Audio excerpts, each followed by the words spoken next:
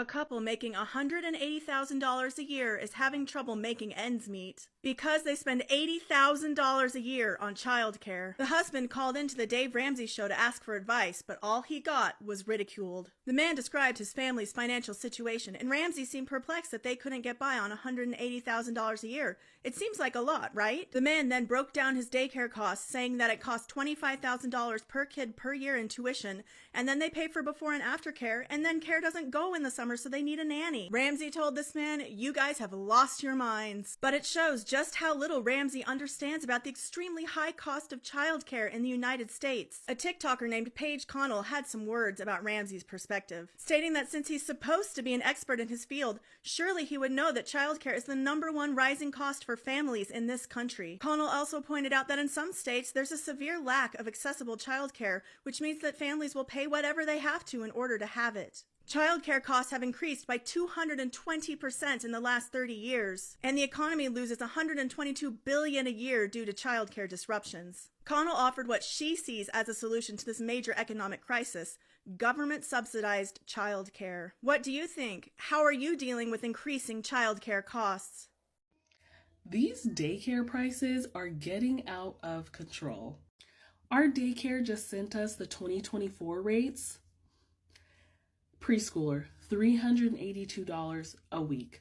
Infant, $471 a week. These are weekly prices. I mean, look at these 2-day, 3-day prices as well.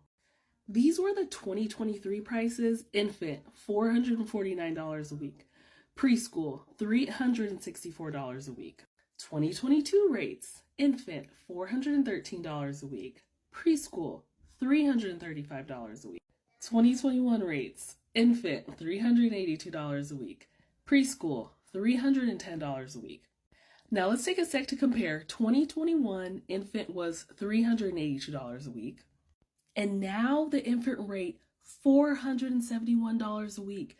That's almost a $100 increase from 2024 compared to 2021. I have a preschooler and an infant. Now, luckily, my infant won't start daycare until March, but that's going to be $382 plus $471 a week. Oh, wait, the one that's the cheaper of the two, you get 10% off.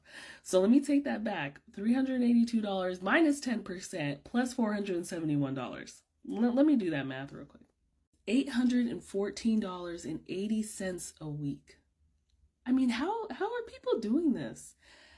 I am a resident doctor, and having to pay this is a lot. And luckily, I make more than the typical resident because I'm active duty military, because it's ridiculous. I mean, how are you guys doing this? How are people doing this? Is this the daycare prices in other big cities? I mean, this is how it is here in Minneapolis and the Twin Cities, but is this how it is everywhere else? America is one of those weird places where if you don't live here, hearing about someone's daily finances feels like you're watching an episode of Black Mirror directed by Dave Ramsey. And nothing slaps you harder with financial whiplash than childcare. Like, imagine working 2 full-time jobs just so you can afford to go to work. Welcome to the American parenting paradox, where you pay thousands of dollars every month to have someone else keep your kid alive, so you can clock in and answer emails for Karen and HR. And let's be honest, kids, they're adorable little gremlins who scream about the color of their socks. Your own kids drive you up the wall. Now imagine taking care of 10 other people's kids, none of whom are potty trained, all of whom believe Peppa Pig is a personality trait. Suddenly, the price of childcare kind of makes sense. But here's the twist. The cost is rising faster than your paycheck ever will. And these very kids you're bankrupting yourself to raise, they'll grow up and still won't be able to buy a house because, spoiler alert, housing's also on the struggle bus.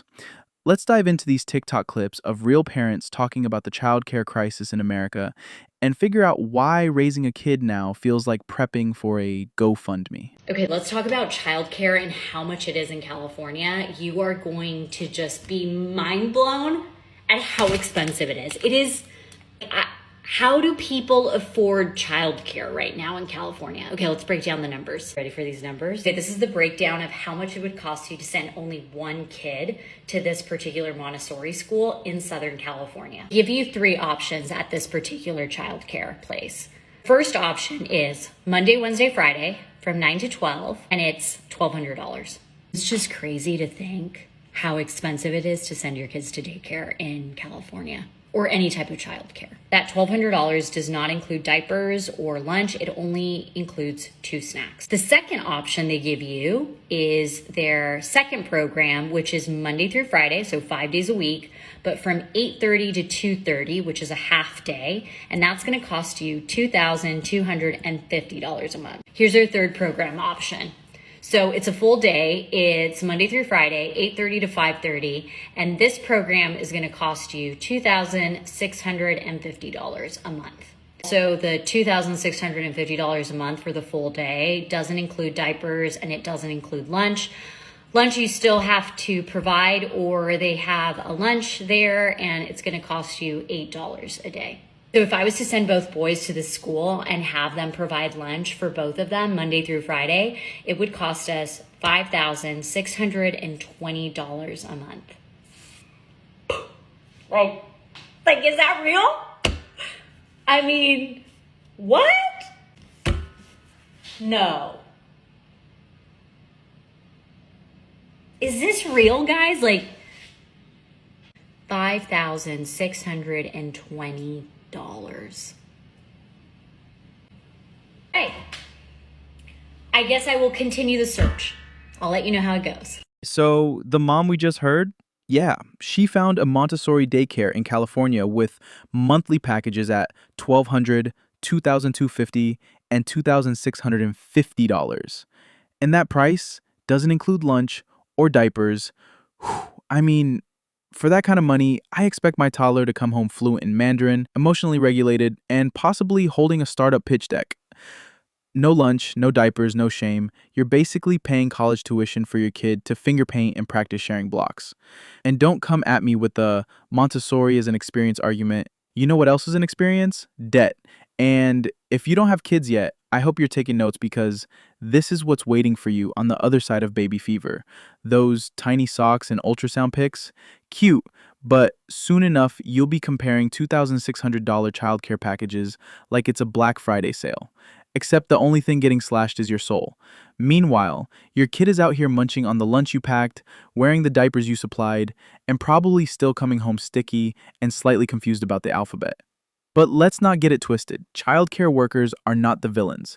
They're underpaid angels dodging toy cars and toddler tantrums all day. The real problem is the system. It's like America looked at parenting and said, let's see how hard we can make this and then charge them for it. So now you've got parents spending more on daycare than on their mortgage, while their job barely covers either. You're not building a life, you're surviving a spreadsheet. And when the bill comes, there's no loyalty points, no punch card, just a receipt and the haunting knowledge that your child still thinks licking the dog counts as affection. The math ain't mathing, y'all. But the invoice, that always adds up. I pay $60,000 a year for childcare. And that might seem insane to many people. But here in the US, childcare is not only inaccessible, meaning very hard to come by, but also unaffordable for so many. I am obviously in a place of privilege where I can afford this, and I see an upside to having my children in childcare. But the reality for most Americans, and especially American women, because we are the ones who are looking for and financing most childcare efforts, is that it's just out of reach. And so for some context, because I think people are always shocked by the numbers, for one infant to go to daycare at my childcare center, which is a town-based recreation department childcare center, it is $23,000 a year. That's for one child to go to daycare. That alone is staggering. That number is just so large, and so many people cannot afford that. And are there alternatives? Are there home daycares? Are there nannies? Are there nanny shares? Yes. But those are also pretty expensive and very, very hard to come by. My infant baby never even got to go to daycare. She is turning 1 this month, and they still do not have room for her. She will not be in childcare until she's almost 2 years old, because that is how long the wait lists are. The wait list can be 1-2 years, depending on where you live and the access that you have to childcare. Because since COVID, so many daycare centers and nannies have left the industry. Our childcare center is struggling to find and keep teachers because they are not paid enough, and there is no more government support to help them sustain in this economy.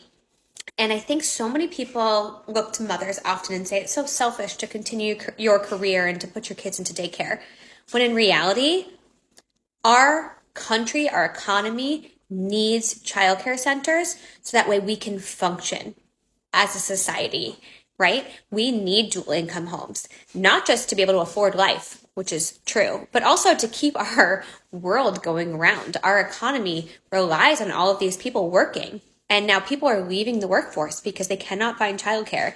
And this is hurting women. This is not hurting most men. This is hurting women more than anyone, and it's hurting our children. And often we also forget that women are the ones providing care in daycare centers and as nannies. In all of those scenarios, it's almost always women.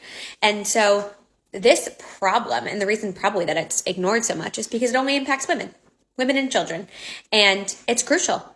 I don't know how else to say it, but it is crucial that there is support here so that women and children can thrive in this economy, in this country, and just in general. One of the moms in the clip said she pays $60,000 a year for childcare. Not college, not a luxury SUV, childcare.